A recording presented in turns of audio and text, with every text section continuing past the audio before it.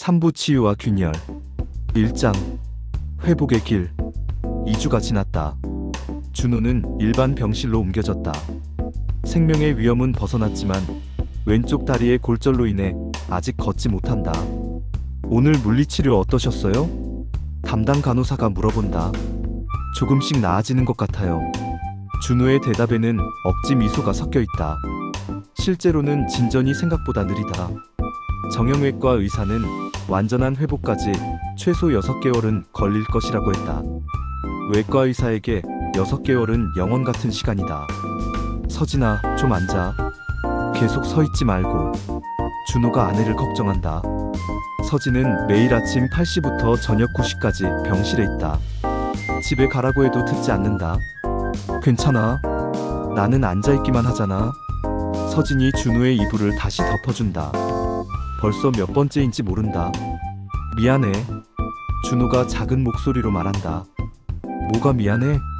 이렇게 되어서 너만 고생하고. 그런 소리 하지 마.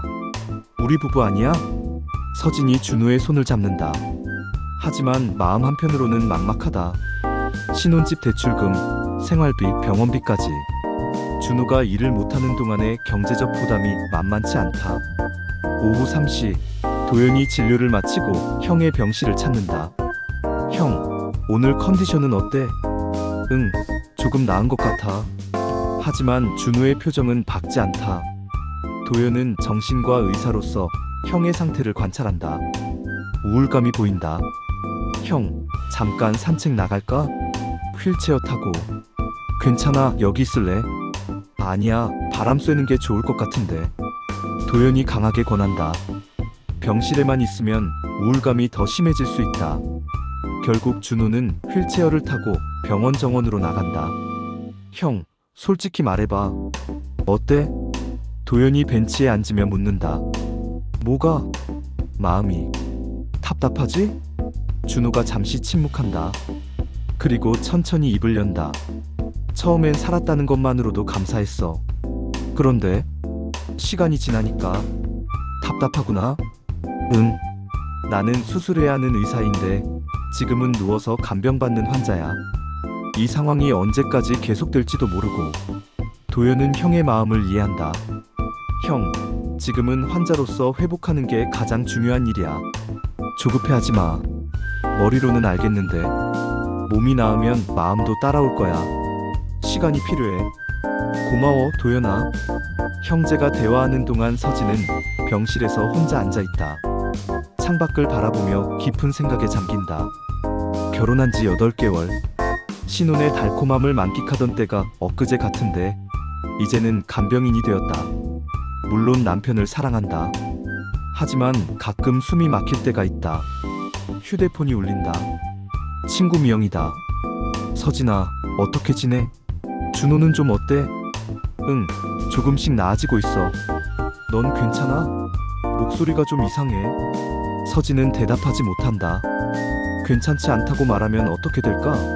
남편을 사랑하지 않는다고 오해받을까? 서진아? 응, 조금 힘들긴 해.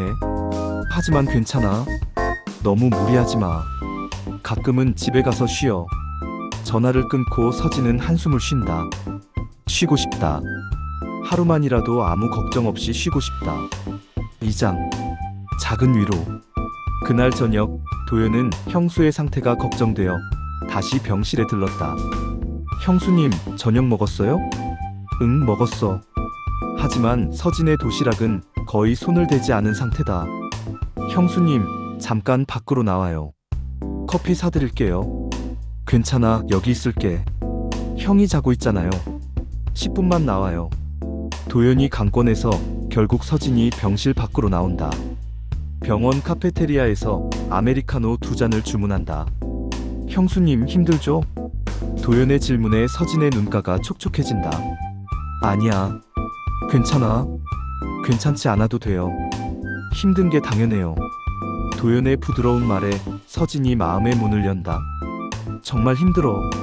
준호가 아프니까 나도 아픈데 내가 약해 보이면 안 될 것 같아서 계속 괜찮은 척하고 있어.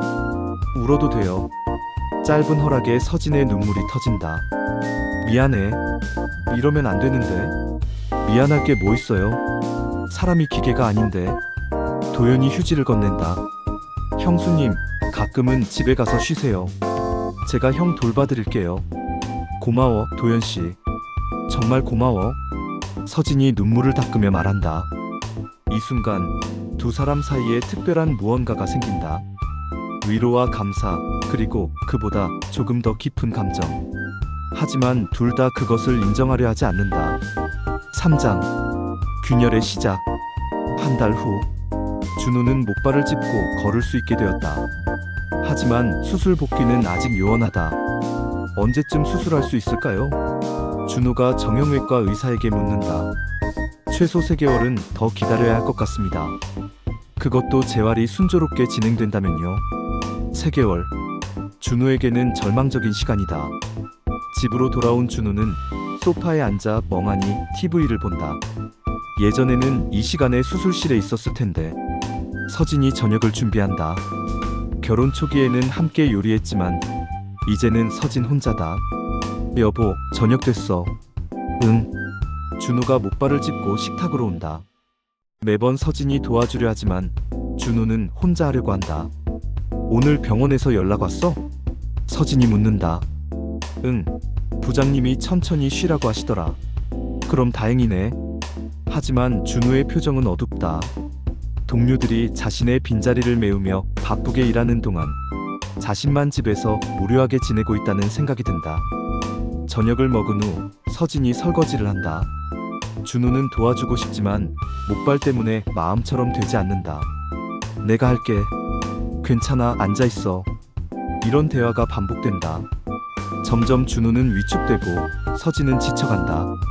밤 10시, 잠자리에서 서진이 조심스럽게 말을 꺼낸다. 여보, 우리 가끔 밖으로 나가자. 어디로? 영화라도 보고. 예전처럼. 내가 이 모양인데 무슨 영화를. 다리 다쳤지 눈 다친 건 아니잖아. 서진이 농담을 하려 하지만 준호는 웃지 않는다. 피곤해. 먼저 잘게. 준호가 돌아눕는다. 서진은 천장을 바라보며 답답함을 느낀다. 남편을 이해하려 하지만 이런 분위기가 계속되면 자신도 견디기 어려울 것 같다. 4장 위험한 마음.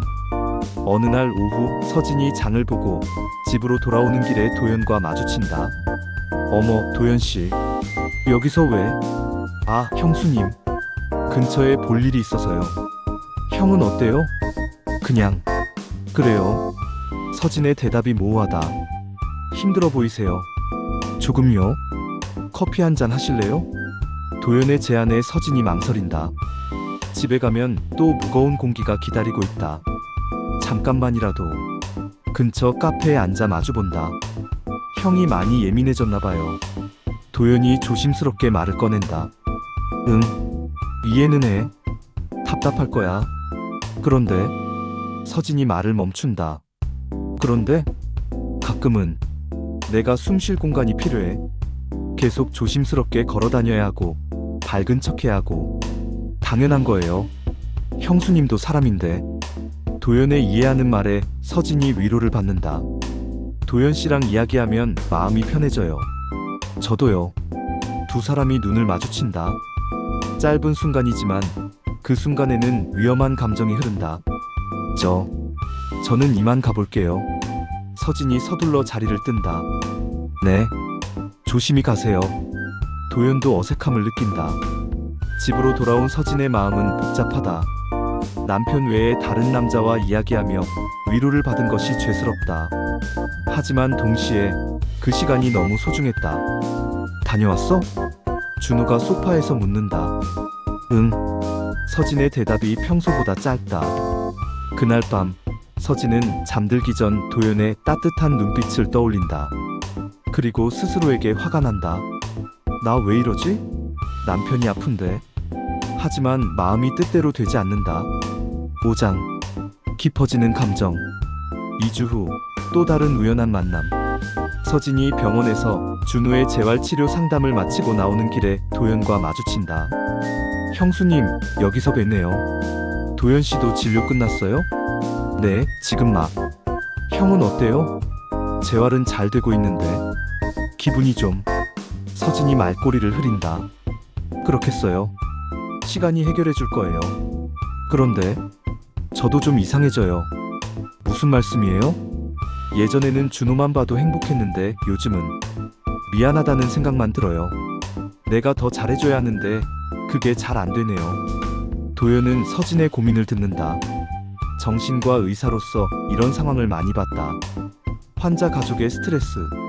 형수님이 잘못한 게 아니에요. 이런 상황에서는 누구나 힘들어해요. 정말요? 네. 너무 자책하지 마세요. 도연의 말에 서진이 조금 안도한다. 가끔 도연 씨와 이야기할 때만 마음이 편해져요. 이상하죠? 이상하지 않아요.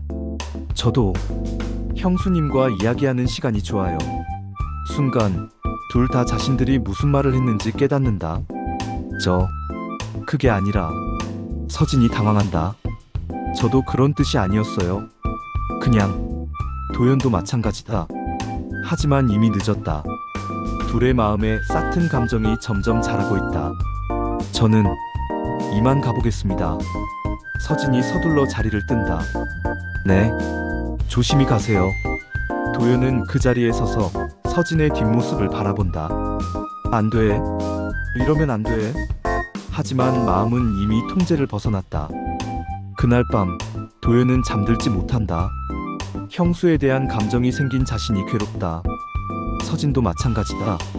남편 옆에 누워있으면서 다른 남자를 생각하는 자신이 싫다. 하지만 두 사람 모두 이미 돌이킬 수 없는 선을 넘어버렸다는 것을 안다. 진짜 갈등은 이제 시작이다.